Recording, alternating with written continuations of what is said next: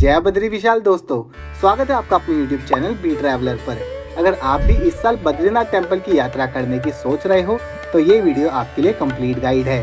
23 अप्रैल 2026 से बद्रीनाथ धाम के कपाट खुल रहे हैं एंड इस वीडियो में हम आपको बद्रीनाथ यात्रा का पूरा ट्रैवल प्लान बताएंगे।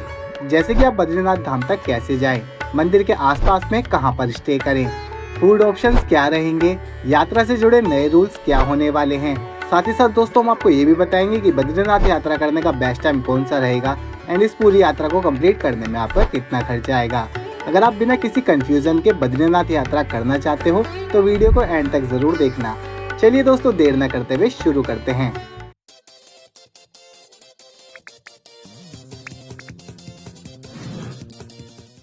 बद्रीनाथ टेम्पल उत्तराखंड के चमोली जिले में स्थित एक पवित्र हिंदू मंदिर है। ये मंदिर भगवान विष्णु जी को समर्पित है। इस मंदिर को चार धाम यात्रा का एक प्रमुख हिस्सा माना जाता है और भारत के सबसे महत्वपूर्ण तीर्थों में इसे गिना जाता है। बद्रीनाथ मंदिर समुद्र तल से लगभग 3300 मीटर की ऊंचाई पर स्थित है और ये खूबसूरत मंदिर अलकनंदा नदी के किनारे बसा हुआ है। चारों तरफ हिमालय की बर्फीली चोटियां इसकी दिव्यता को और भी बढ़ा देती हैं। हर साल लाखों श्रद्धालु यहाँ पर भगवान बद्री विशाल जी के दर्शन करने के लिए आते हैं और मान्यता है कि यहाँ पर दर्शन करने से मोक्ष की प्राप्ति का मार्ग खुलता है। हिमालय क्षेत्र में मौसम की स्थिति के चलते यहाँ बर्फ जम जाती है, जिस वजह से ये मंदिर साल में सिर्फ 6 महीने के लिए ही खुलता है। इस मंदिर के कपाट केदारनाथ मंदिर के कपाट खुलने के बाद खोले जाते हैं। जैसे कि 22 अप्रैल से केदारनाथ मंदिर के कपाट खुल रहे हैं और 23 अप्रैल से बद्रीनाथ धाम के कपाट खुल रहे हैं। चलिए दोस्तों अब बात करते हैं कि आप बद्रीनाथ धाम तक कैसे पहुंच सकते हैं। बद्रीनाथ टेम्पल तक पहुंचने के लिए आपको सबसे पहले हरिद्वार तक पहुंचना होगा और यहीं से आपकी बद्रीनाथ यात्रा की शुरुआत होती है एंड आप अपने शहर से हरिद्वार तक बस, ट्रेन एंड फ्लाइट के थ्रू पहुंच सकते हैं। अगर आप फ्लाइट से आना चाहते हैं तो आपको देहरादून के जोलीग्रांट एयरपोर्ट तक आना होगा। यहाँ से आप बस या टैक्सी लेकर हरिद्वार तक पहुँच सकते हैं या फिर आप डायरेक्ट बद्रीनाथ धाम तक के लिए भी टैक्सी बुक कर सकते हैं। एंड अगर आप हरिद्वार तक ट्रेन के थ्रू पहुंचना चाहते हैं तो आपको भारत के कई बड़े शहरों से हरिद्वार रेलवे स्टेशन तक के लिए डायरेक्ट ट्रेन की सुविधा मिल जाती है एंड इसके अलावा आप ऋषिकेश रेलवे स्टेशन तक भी पहुंच सकते हैं एंड हरिद्वार से आपको बस एंड टैक्सी मिल जाती है बद्रीनाथ टेम्पल तक के लिए। दोस्तों आप बस के थ्रू हरिद्वार तक पहुंचना चाहते हैं तो आपको दिल्ली एंड आगरा से डायरेक्ट बस की सुविधा मिल जाती है जो कि आपको हरिद्वार बस स्टैंड तक ड्रॉप कर देती है। चलिए दोस्तों अब आप हरिद्वार तक पहुँच जाएंगे। अब बात करते हैं हरिद्वार से बद्रीनाथ जाने की। हरिद्वार बस स्टैंड से आपको बद्रीनाथ के लिए डायरेक्ट बस की सुविधा मिल जाती है या फिर आपको बस स्टैंड के बाहर से भी ये बसेस मिल जाती हैं जो कि आपको बद्रीनाथ टेम्पल तक ड्रॉप कर देती हैं। हरिद्वार से बद्रीनाथ की दूरी लगभग 315 किलोमीटर की है और बस का किराया 800 रुपए से 1000 रुपए तक का रहता है। ये बसेस सुबह 4 बजे से 9 बजे के बीच में ही चलती है, इसलिए बेहतर ये रहेगा कि आप एक दिन पहले ही इनकी टिकट बुक कर लें और सुबह जल्दी यात्रा शुरू कर सकते हैं। आप हरिद्वार बस स्टैंड के बाहर से भी प्राइवेट ट्रैवल एजेंसी के थ्रू भी अपनी बस की टिकट बुक करवा सकते हैं एंड दोस्तों इन बसेस से आपको बद्रीनाथ पहुंचने में लगभग 10 से 11 घंटे का समय लगता है। अगर आपको डायरेक्ट बस की सुविधा नहीं मिलती है तो आपके पास दूसरा ऑप्शन है, आप पहले जोशीमठ पहुंच सकते हैं, फिर जोशीमठ से ही बद्रीनाथ तक जा सकते हैं। हरिद्वार से जोशीमठ के लिए बसेस मिल जाती हैं जिनका किराया 700 रुपए पर पर्सन का रहता है एंड यहाँ तक पहुँचने में लगभग 9 से 10 घंटे का समय लगता है। जोशीमठ से आगे बद्रीनाथ के लिए आपको शेयरिंग टैक्सी इजीली मिल जाती है जिसका किराया लगभग 150 रुपए पर पर्सन का रहता है और ये आपको सीधे मंदिर तक ड्रॉप कर देती हैं। एंड दोस्तों आप हरिद्वार से बद्रीनाथ तक शेयरिंग टैक्सी के थ्रू भी जा सकते हैं जिनका किराया लगभग 1200 से 1300 रुपए पर पर्सन का रहता है और अगर आप कंफर्टेबल यात्रा करना चाहते हैं तो आप अपनी पर्सनल टैक्सी बुक करके भी जा सकते हैं जो आपको लगभग 12,000 से 3,000 रुपए तक में राउंड ट्रिप के लिए मिल जाती है और सीधे मंदिर तक आपको ड्रॉप कर देती है और वहीं से आपको पिक करके आपको हरिद्वार वापस ड्रॉप कर देगी। आप इनकी बुकिंग हरिद्वार बस स्टैंड के बाहर से किसी भी प्राइवेट ट्रैवल एजेंसी के थ्रू बुक कर सकते हैं।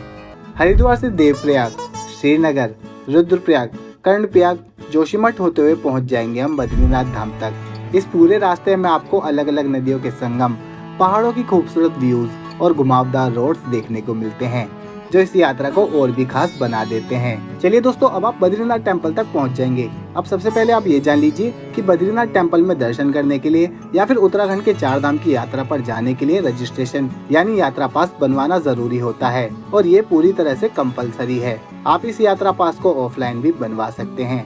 इसके लिए हरिद्वार या फिर ऋषिकेश में आपको रजिस्ट्रेशन काउंटर मिल जाएंगे जहाँ पर आप आसानी से अपना पास बनवा सकते हैं। अगर आप ऑफलाइन नहीं बनवाना चाहते तो आप इसे ऑनलाइन भी बनवा सकते हैं। इसके लिए आपको बस अपना एक आईडी प्रूफ जैसे आधार कार्ड और एक फ़ोटो की ज़रूरत होती है एंड आप इस वेबसाइट पर जाकर अपना ऑनलाइन रजिस्ट्रेशन करवा सकते हैं। इसकी वेबसाइट की लिंक आपको नीचे डिस्क्रिप्शन में मिल जाएगी। ऑनलाइन रजिस्ट्रेशन करवाने के बाद आपको एक QR कोड या रजिस्ट्रेशन स्लिप मिलती है जिसे आपको यात्रा के दौरान चेक पोस्ट पर दिखाना होता है। इसलिए दोस्तों यात्रा शुरू करने से पहले अपना रजिस्ट्रेशन जरूर करा लें ताकि आपको किसी भी तरह की परेशानी ना हो, आप आसानी से इस यात्रा को कर पाएं। चलिए दोस्तों, बद्रीनाथ टेम्पल पहुंचने के बाद सबसे पहले आपको ठहरने की व्यवस्था करनी होगी। मंदिर के आसपास में और बस स्टैंड के पास में आपको ठहरने के लिए कई सारे ऑप्शंस मिल जाते हैं, जैसे कि प्राइवेट होटल्स, धर्मशाला, डोरमेट्री और GMBN की तरफ से गेस्ट हाउसेज एंड डोरमेट्रीज मिल जाती हैं। अगर आप GMBN में रुकना चाहते हैं तो आपको यहाँ पर रूम्स करीब 4000 से 5000 रुपये तक में मिल जाते हैं और डोरमेट्री आपको यहाँ पर 400 रुपये से 500 रुपये तक में मिल जाएगी। GMBN की बुकिंग आप ऑनलाइन पहले से कर सकते हैं क्योंकि लास्ट मोमेंट पर बुकिंग मिलना पॉसिबल नहीं होता एंड इन्हें आप सिर्फ ऑनलाइन ही बुक कर सकते हैं। वेबसाइट की लिंक नीचे डिस्क्रिप्शन में आपको मिल जाएगी। आप इस वेबसाइट पर जाकर होटल एंड डॉर्मेट्री की बुकिंग करवा सकते हैं। एंड दोस्तों यहाँ पर इसके अलावा भी काफ़ी सारे ऑप्शंस हैं, जैसे कि प्राइवेट होटल्स, डॉर्मेट्रीज एंड धर्मशालाएँ।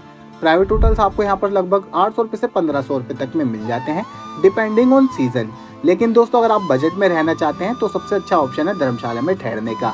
यहाँ पर आपको रूम्स लगभग 600 रुपये से 800 रुपये तक में मिल जाएंगे और डॉर्मेट्री लगभग 300 रुपये से 400 रुपये में पर पर्सन के हिसाब से मिल जाती है, जो कि बेस्ट और काफ़ी अच्छा ऑप्शन रहता है। तो आप अपने बजट और कंफर्ट के हिसाब से इन ऑप्शंस में से कोई भी ऑप्शन चूज कर सकते हैं। एंड अगर बात करें कि यात्रा के दौरान खाने पीने की क्या व्यवस्था रहेगी, तो दोस्तों यहाँ पर खाने पीने के लिए आपको आपके होटल में ही या फिर होटल के आसपास में काफ़ी सारे ढाबे देखने को मिल जाएंगे। यहाँ पर एक नॉर्मल थाली की कॉस्ट 200 रुपये से 250 रुपये तक की आती है एंड ब्रेकफास्ट आप यहाँ पर 80 रुपये से 100 रुपये तक में आराम से कर लेते हैं। चलिए दोस्तों, अब आप उस रात होटल में रेस्ट करने के बाद next day early morning Badrinath Dham में भगवान विष्णु जी के दर्शन करने के लिए जा सकते हैं, जिसके लिए आपको इस पुल को पार करके जाना होगा। यहाँ से मंदिर कुछ इस तरह से दिखता है। सबसे पहले आप मंदिर पहुंचकर मंदिर के तपकुंड में स्नान कर सकते हैं। इस कुंड में गर्म पानी रहता है। बहुत से श्रद्धालु मंदिर में दर्शन करने जाने से पहले यहाँ पर स्नान जरूर करते हैं और अगर आप अपने होटल में स्नान करके आए हैं और तपकुंड में स्नान नहीं करना चाहते तो आप अपने सर पर पानी छिड़ककर मंदिर में दर्शन करने के लिए लाइन में लग सकते हैं। एंड दोस्तों, मई से जून के टाइम में ये लाइन काफ़ी बड़ी दिखती है, जिसमें आपको दर्शन करने में लगभग 4 से 5 घंटे का समय लग जाता है। उस टाइम यहाँ पर भक्तों की भीड़ ज़्यादा रहती है एंड सितंबर से अक्टूबर में आपको लगभग 1 से 1.5 घंटे में आराम से दर्शन हो जाते हैं। दोस्तों, अगर आप मई जून में दर्शन करने के लिए आ रहे हैं तो आप अर्ली मॉर्निंग ही दर्शन करें और जितना जल्दी आप लाइन में लग जाएंगे उतनी जल्दी आपको दर्शन हो जाते हैं। तो इसलिए आप अर्ली मॉर्निंग में दर्शन करने के लिए लाइन में लग सकते हैं। चलिए दोस्तों, अब आप जय बद्री विशाल का नाम का जाप करते हुए मंदिर में दर्शन कर लीजिए।